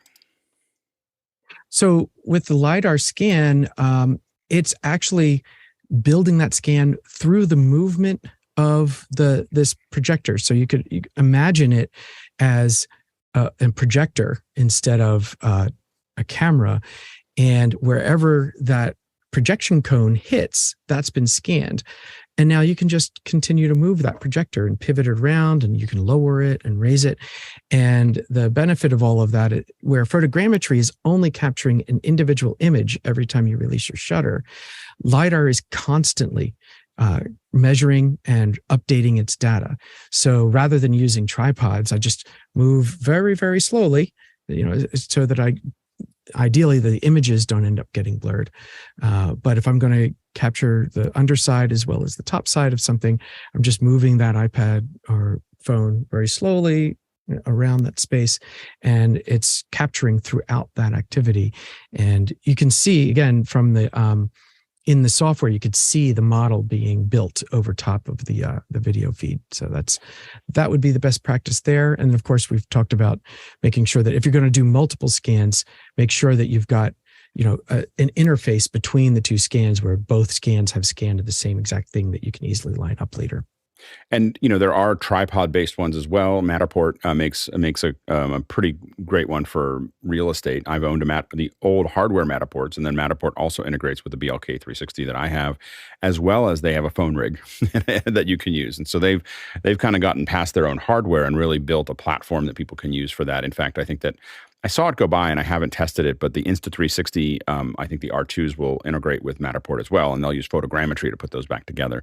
And so there's a lot of different options as you go down that path. And so you're absolutely right. Anything you can't see from the camera is not going to be something that you capture. It's literally a geometric shadow that you'll see coming out of these things. But as Nick said, with the phone, you can walk around. If you walk around too much, it will lose calibration with itself, and suddenly you'll start to see these rifts that appear in the capture. And so Nick is exactly right that you want to capture lots of small pieces that you're not moving around a lot, and then clump them together as opposed to trying to walk around. I've done it where I've tried to walk around an area and you get something, that's there, but the accuracy starts to fall apart. Next question.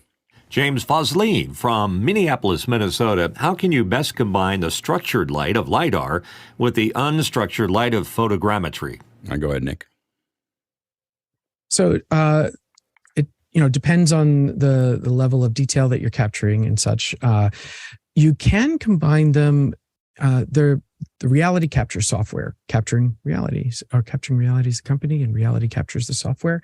So it's the full desktop version of their software is capable of doing a more automated combination of those. So you can do a LiDAR scan and use that as your basis for scale, and then you can do a photogrammetry result and load both results as models into the reality capture software, and then you identify reference points. So if, for example, that office room, I might say that, okay, there's 3 or 4 corners on this desk. And so here are the vertices that represent those 4 corners in 3D space for the LiDAR scan. And here's the vertices from the photogrammetry result for that same exact desk. And again, it's not just that they're points, but they're points in 3D space. So once Capturing Reality has those references, it can then basically merge the two results, attach them to one another. And even better, you can actually take, like if let's say you did your photogrammetry with a really nice digital SLR and you were shooting raw, so you've got lots of rich detail in your photogrammetry textures, you can then bake those textures from the photogrammetry results down onto the LiDAR model, which you potentially use as ground truth in terms of scaling. So reality capture is a great tool for doing all of that. Or, if you don't have all of that, you can also just use any 3D editing app like Blender, Cinema 4D, Maya, etc.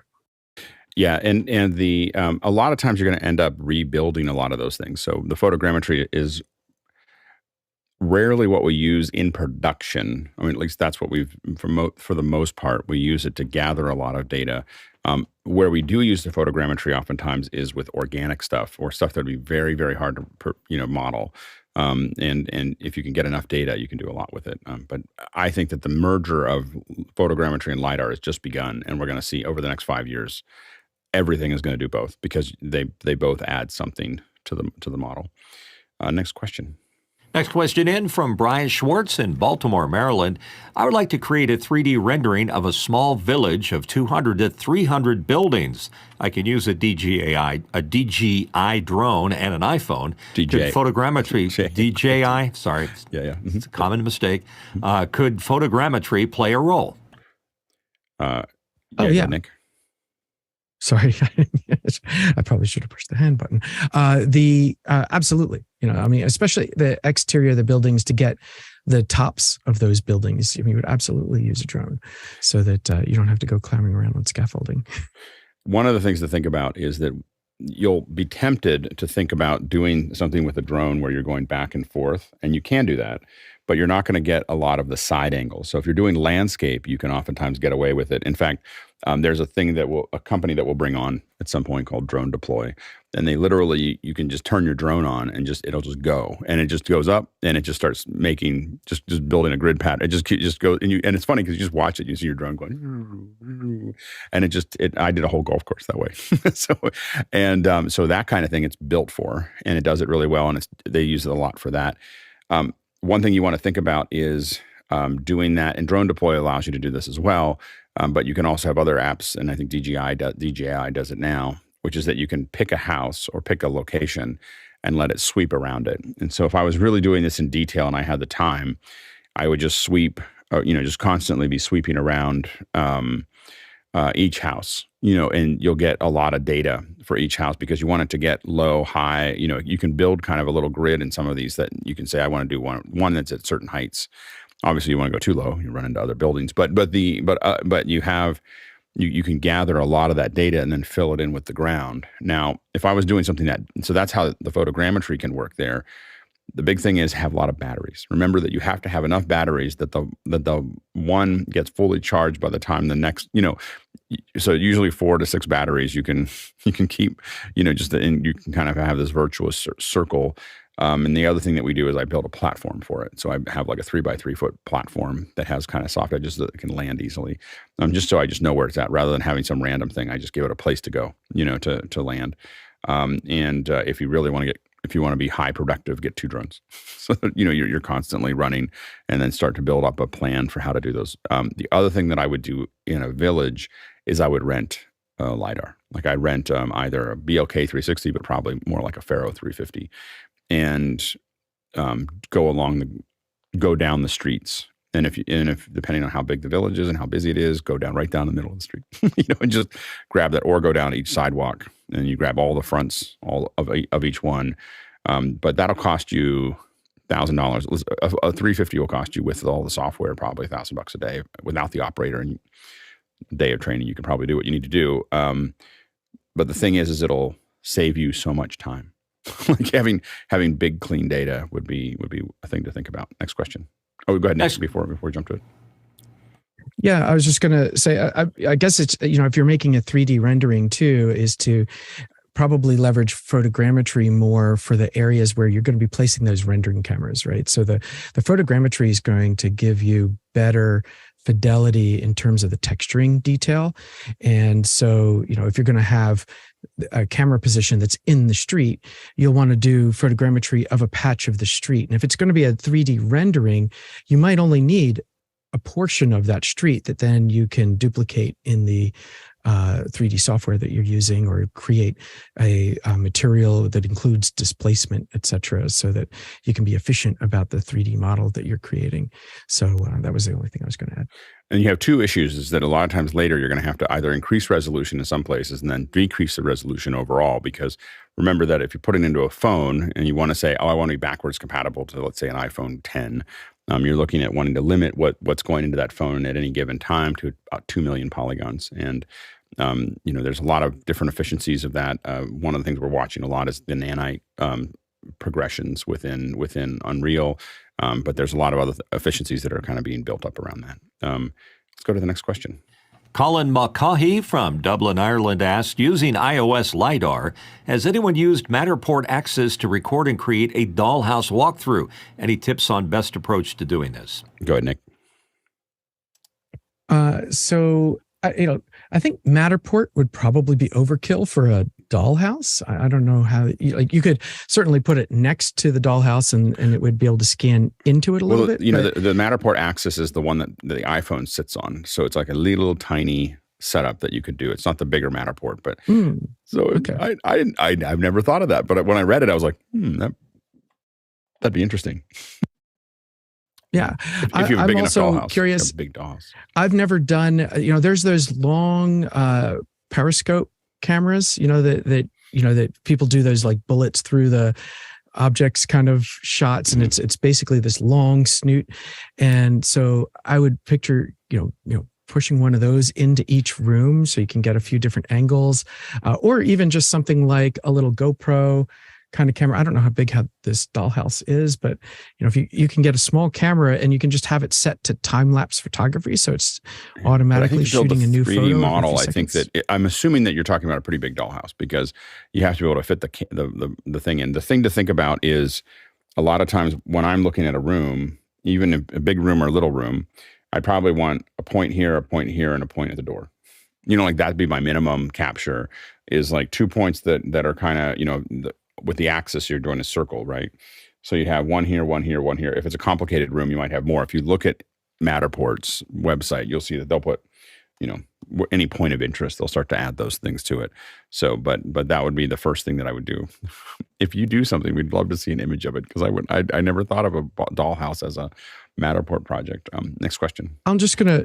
Go ahead. What are you saying? I was just going to note too that like with a dollhouse, you only have 3 walls, a roof, and a ceiling, right? So there's no fourth wall. It's like scanning a theater stage, at least as I'm picturing it. So you could capture, depending on how much furniture you placed in it. I mean, maybe the better solution would be clear out the furniture, photograph the empty room, and then photogrammetry the furniture. The furniture is going to probably be too small for LiDAR to be effective with. But if you photogrammetry that furniture, then, the resulting 3D model you could furnish. And then the only other thing I was going to add incidentally is that it's used a lot in feature films and other and video game 3D scenarios, is that 3D model of basically a cube with a missing fourth wall can actually be baked to a 2.5D single texture that gets mapped into 3D space.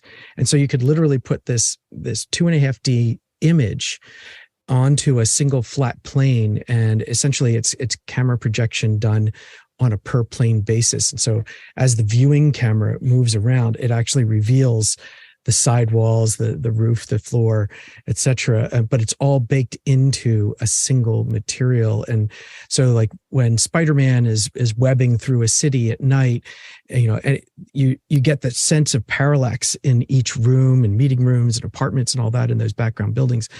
But those rooms are not individually modeled. It's just a specialized material texture shader that's adjusting the parallax. And you could do, and it was funny. That would be another thing to do. Spider-Man was a big jump forward because a lot of us would build little boxes, but it was just an enormous number of polygons. And so the big thing that Sony ImageWorks figured out was, we could just do a texture and put it on a plane and just do exactly what Nick was talking about, camera map it, and so that you could see what you needed to see. That's probably a whole nother second hour. Next question. Bob Sturdivant from San Antonio, Texas, is asking, has anyone combined outside scans with internal? I tried with Pix4D years ago using a drone and a handheld, and during the internal walkthrough with mixed results. Go ahead, Nick. Yeah, so I mean, that's exactly what I was showing a little bit earlier, where the exterior of that house was scanned with drone. And I've also done for exterior spaces, I'll do a drone flight to get overall layout and then go in closer with LiDAR to walk around and get better measurements of where everything is laid out. And so combine them. Again, you can use capturing reality, or I tend to actually use Maya is my go-to solution, because sometimes photogrammetry, depending on the angles that you're getting and how high you flew the drone, you might get a little bit of kind of optical distortion out of that model, especially as you might scan one space and some of the things, instead of being perfectly vertical, like some of the walls kind of bend away from the drone. So, by going into a 3D app like Maya, I could bend things back into place from the photogrammetry scan, and so that all can be combined, and then the final solution is then to go in there and essentially remodel or create clean models of everything. So rather than end up using the final result of the photogrammetry or LiDAR scan, I'll then create a low polygon model of that wall. And then the finishing touch is, that photogrammetry result, and both the LiDAR and the photogrammetry result can be lined up with the camera images that were taken during those sessions, right? So that in the 3D tool, like Maya, you could have camera positions for every photograph taken, and then those cameras can project the image that they represent onto the new clean geometry. So now you've got this low polygon wall with arches, etc. But the detail of the vines growing on that wall and the limestone seams and all that could be projected from the image onto that geometry. And then you've got a finished model that's really efficient to use in 3D apps. By the way, Colin he got back to us. The dollhouse is not an actual dollhouse. It's a term used to describe a 3D model that you can embed on a website. And in general, we've used Matterport. I've just used Matterport Service. I didn't know what it was called, but I use Matterport Service that will do that. And again, to go back to what we were talking about earlier is, you want to probably minimum of 2 points, something in the doorway. And you'll see if you look at Matterport examples, they'll mostly be that way. The only other reason you put more of them in is if you're trying to show off more of the places. I want to show you the closets. I want to show you this. I want to show you that. You might scan more locations. But it all comes down to also time, how long it takes to do it. Let's go to the next question. Next question in from Steve Uroff in Madison, Wisconsin. Steve wants to know, if one wanted to document a model railroad, approximately 120 square feet, would you turn to LiDAR or photogrammetry? Go ahead, Nick. So you could probably use LiDAR if we're talking about G-gauge as a way of getting good measurement, and you would capture your track paths, and G-gauge trains are large enough that you could get a decent kind of at least shape result from LiDAR. But anything smaller than that, if we get into O-gauge or HO, then LiDAR is not going to be particularly effective, because at HO, I mean, your rails of the track alone are like only a millimeter or two apart, and not apart, but in width. So that's where photogrammetry is really going to be useful. So I think that if you want to get good, the better results will come from photogrammetry in that scenario. But again, if you have G-gauge, if you have that, well, then LiDAR might be a good place to start, and then supplement that with photogrammetry. Yeah, I like model trains. I did a little photogrammetry from the Pittsburgh Science Center has a great during Christmas has this incredible train set that they built, and I did little pieces of it just to see what I could do, as well as a couple other little camera shots there by hand. It's not like I got a bunch of approval. I just walked through and took pictures. But that was over a decade ago. I'd probably go back and do it now with something bigger. The big advantage of a model railroad is you can get over it. So if you can get over that, 120 square feet isn't that big. So you can probably get some vertical, location, get up over it and then get lots of those different angles. The thing that I would do is any object that I could take off of it, like the cars and the locomotives, I would build each one of those with their own as an object photogrammetry. So I would sit there and put them, and what you would do is put them on a stick. So they're a stick or some kind of little platform that is as small as possible, that you have them up and kind of lit I would try to light them in a neutral way, and then take a bunch of photos, of those, and then you're going to get great photogrammetry out of that. So you treat each one of those as a model, and then the overall thing, I would absolutely use almost 100% use photogrammetry for this. I might use LiDAR to get, as Nick said, structured light, so I know what the scale is.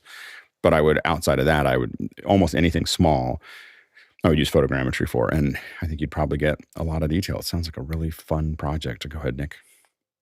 I was just going to add that, there's another technology that maybe we should do a second hour on sometime, and that is like there are other structured light scanners. I have a Einscan HD Pro, for example. So it's handheld. It kind of looks like a toner cartridge for a printer, like a really big toner cartridge, but it has a structured light projector inside it. And so it can get very high resolution scans of very small things. And often they're used in engineering scenarios where someone wants to reverse engineer a part. So if you wanted to build a new part for a damaged antique train engine, you would take the damaged piece and scan it with this, and then work out whether you're going to use CNC or manual machining to recreate that part, because the blueprints aren't around anymore.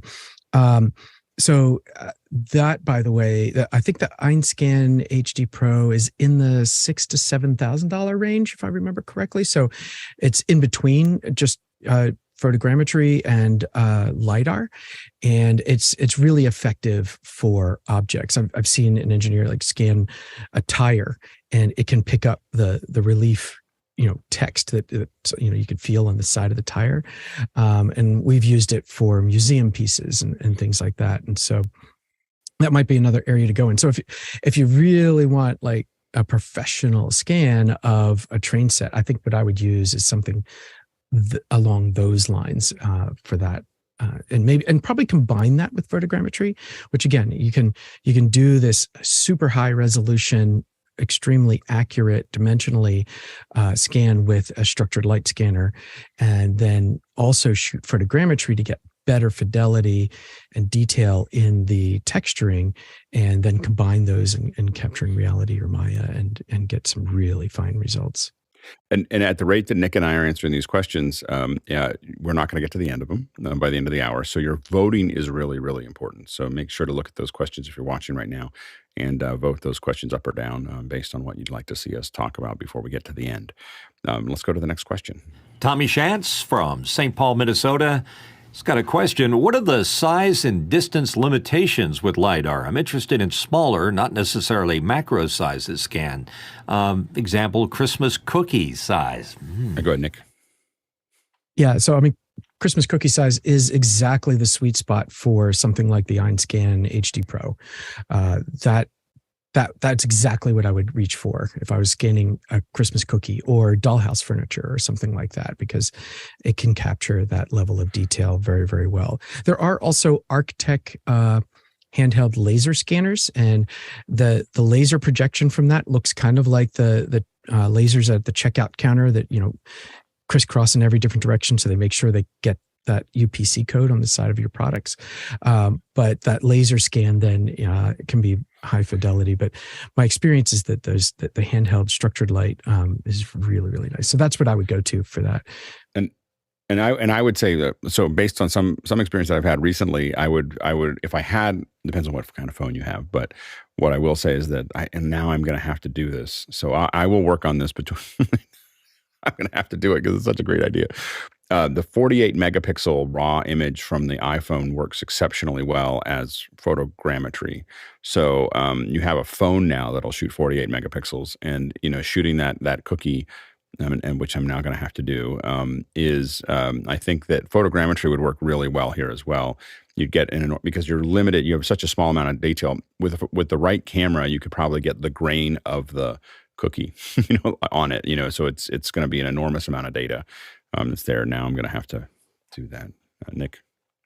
Yeah, I was also going to add that the newer and pro level iOS devices have a selection of lenses to choose from, and so you can use you could use a longer lens to get in more detail from a better distance. It is the one problem with it is that it doesn't like anything that's computational. Well, Metascan or Metashape, which is what I use, does not like you to change the focal length. And what it really doesn't like is if the iPhone changes focal length while you're shooting, which it wants to do automatically. So you can't use the off-the-shelf photo app that Apple gives you, because it's constantly changing lenses and it's constantly making calculations and it's constantly building a photo for you. So you have to lock it. I'm testing Halide right now to see if I can't lock it into the RAW, and I'm still having trouble with that. I literally am thinking of writing an app, just like learning how to write an app, just so I can have one that's called 48 megapixels, and it just does one thing. Like I will not change a lens. I will not do this thing just so I can do photogrammetry, because I can't find an app that just goes, I want the 48 megapixel, never change the lens, never do anything else. So let me know if someone else finds that. Let me know, because I can't lock it. I guess to directly answer the question, what are the size distance limitations of LiDAR?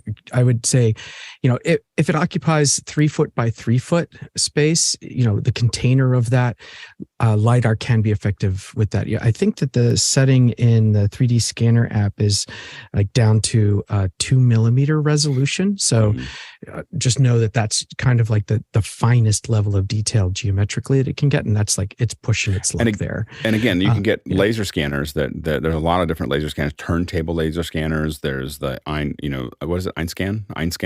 Einscan, yeah. It turns out there's a question on that later on, so we'll get if we manage to make it. Yeah, so make sure to vote on these questions right now, because we're not going to get to all of them. But we will be talking about LiDAR and photogrammetry again next month. Next question. Paul Terry Wallace from Austin, Texas. Paul has a question. How good is the DJI drone for doing indoor and outdoor LiDAR scans? I've never used one for the outside. The inside one, the outside one is getting better. The big problem that you have is that it has to correct for the fact that it's in the wind. And so it's calculating what the distance is and then making corrections against that. I found it to be useful. I have to admit, from my experience, I would rather use photogrammetry from the drone than the LiDAR. The LiDAR has been relatively, it's very accurate, but the density has not been very high. Next question. Next question in from Douglas Carmichael. Nick, I'm very impressed with the scans from the RealityScan. Can Unreal Engine or Unity work best with building scenes based on them? Go ahead, Nick. So yes, so RealityScan is inside Unreal Engine's ecosystem, and it dovetails with the nanite technology that Alex mentioned, which is a GPU optimized method of processing high density geometry, right? So your LiDAR scans, your photogrammetry results get a lot of polygons, could be millions of polygons. And they named it nanite, but Unreal Engine can ingest those high detail scans and utilize them. And it's leveraging the processing capability of RTX GPUs to optimize, like, okay, I don't need the 100,000 polygons that are in the distant background, and I'm going to abstract those to a couple polygons. But these, few thousand polygons really close to the camera, I want them all. And so I'm not as familiar with how Unity handles and adjusts with high density geometry, but Unreal Engine's perfectly happy to use that in scenery these days. Let's go to the next question. Next question in from Brian Duck in Plymouth, Missouri. Does anyone have experience with Einstar 3D scanner from Shining 3D? Would the panel recommend this for prosumer work? Go ahead, Nick. So yeah, and I'm not sure if it's Einstar. I thought it was Einscan. I could, but so mine specifically Einscan, HD Pro, and it comes in a primary model that does not texture. So if you buy the base model, it will give you geometry but not texture, and then for a few $100s you can add like an extra USB camera that kind of just snaps into the side of it, and then that'll give you some color information. But which model do you have? The do you texture, know which model you have there? The model I have is Einscan HD Pro. So I think it was in the $6,000-ish range from B&H is where I got mine, and then it was another few $100s to get the little color module that goes on the side. What we found is that the color module gives you color, but it's not the fidelity that we get out of photogrammetry with a good SLR shooting raw. What's really nice is actually Shining 3D just this month, or maybe it was November, put a video out on YouTube showing how you can use reality capture to combine the geometry result from the Einscan HD Pro with a photogrammetry photography series model and take the fidelity of the photogrammetry textures and bake them down to the better density, better accuracy scan from the structured light scanner. And so I look on the Shining 3D channel on YouTube and you can find that. And so yeah, that hybrid approach I think is really the way to go for smaller objects. And so that's for prosumer work for objects, it's actually kind of hard to beat those scanners. Next question. Yes, next question in from James Fosseline in Minneapolis, Minnesota. Is there any place that we could save LiDAR scans for future historical use? Thinking of buildings that might be demolished or landscape that has changed. Go ahead, Nick. So yeah, there's lots of places. Sketchfab is really popular. A lot of museums will actually post their collections onto places like Sketchfab, and you can look at them and download them. So I mean, that would be a readily searchable library, and that's the first one that comes to mind. I mean, there's a few different 3D library websites that you could upload to, and then know that your data is stored in the cloud and accessible. And I would always, like with photos, 2 physical places in one place in the cloud is a good place to get started. Next question. Next question from Juan C. Robles in Mexico City, Mexico. How accurate is the LiDAR on the iPhone compared with photogrammetry? Go ahead, Nick. So there's a lot of ways of measuring that. It depends, first of all, on how good is your photogrammetry, because photogrammetry is much more prone to subtle distortions, especially as you get further away from where you're actually taking your photos from. So like vertical walls will start to bend away, for example.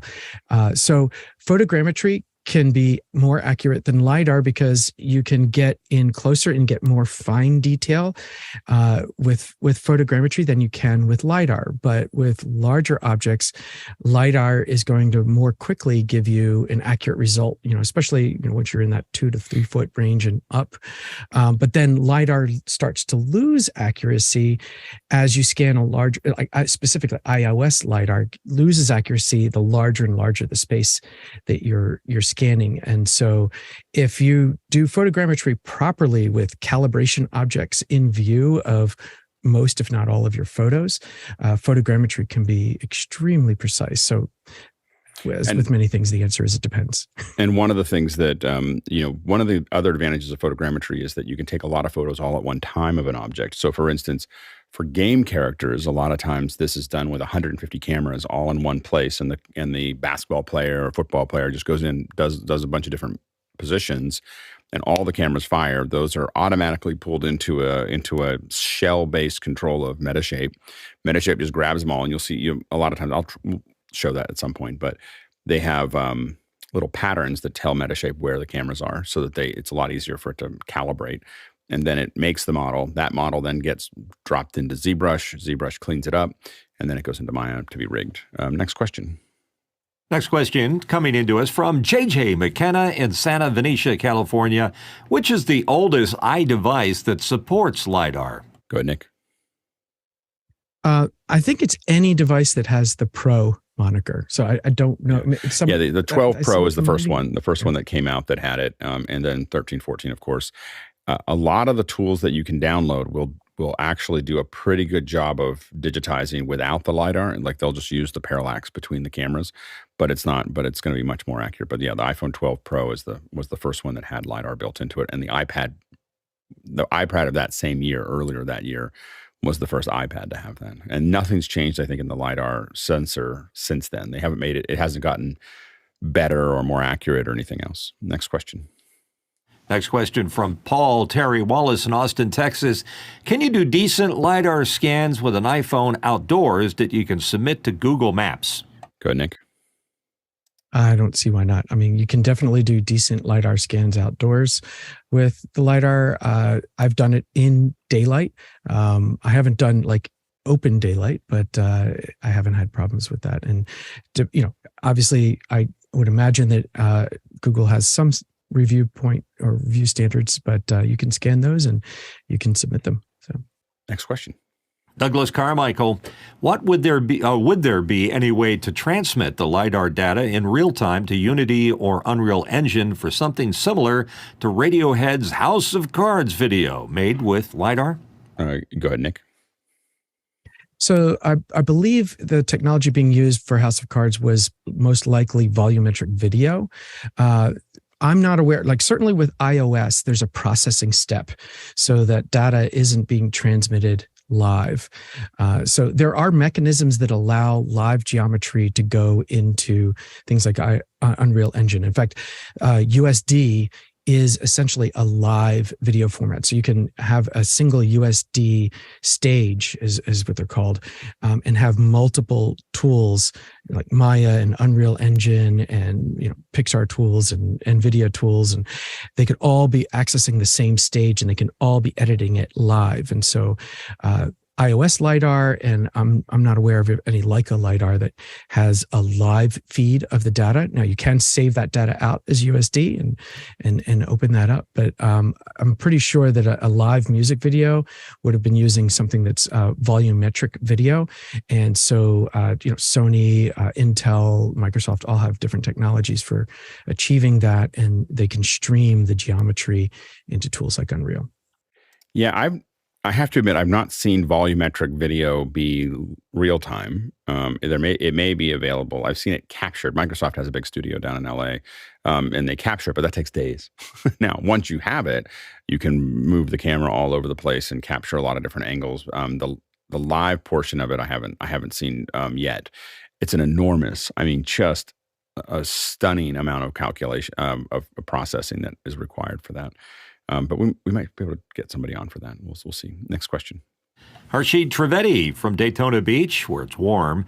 What type of information is provided via a time of flight sensor? Maybe I'm mistaking the namesake, but what might be the found on a mobile device aside from LiDAR? Go ahead, Nick. In terms of, I'm not sure if they're asking what I think LiDAR is time of flight. Other devices.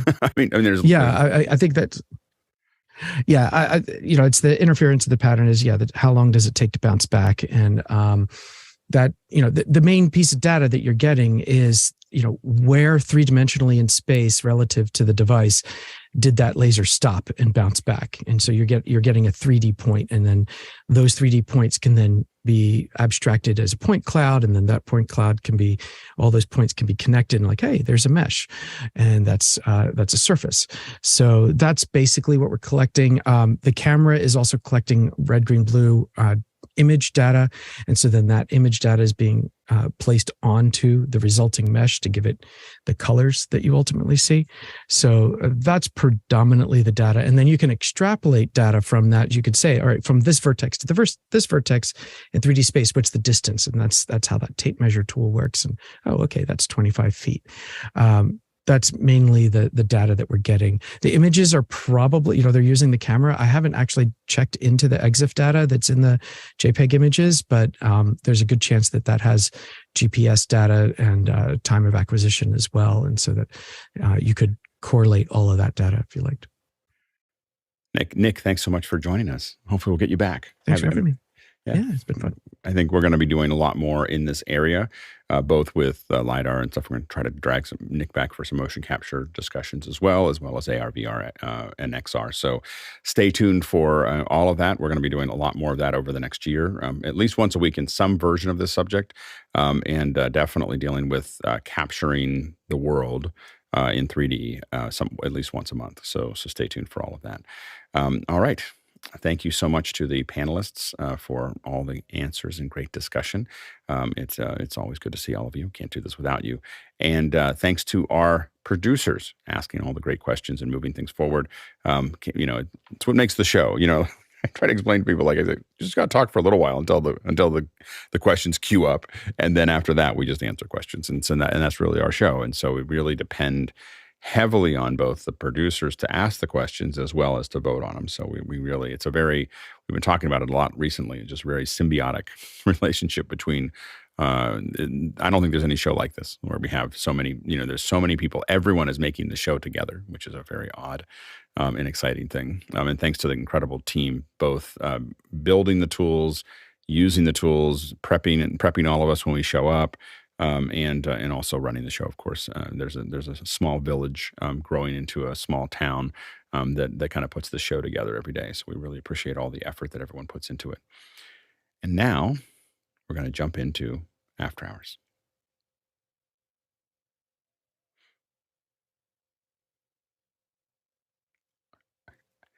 Nick, we have to get you and the PLK together so you can scan some things. Yes, please. Yes, please. I'm a little offended that you were in the East Coast and I didn't I didn't hear about it. So until after it happened. So busy. It's okay. I'm slammed. I was trying to make it family, not trying, but I did do some scanning anyway. Yeah, that's cool. I scanned. Someone had inspired me to scan the house so that I can make it's not done yet, but I can make a little snow globe. It's not. So well, if you're around, I can bring you and family members. I can bring loads of people to that botanical garden. It's a great attraction. We could spend the day scanning, and your family can explore the grounds. How about Longwood Gardens? Yes, it is Longwood Gardens, and so we can get you in.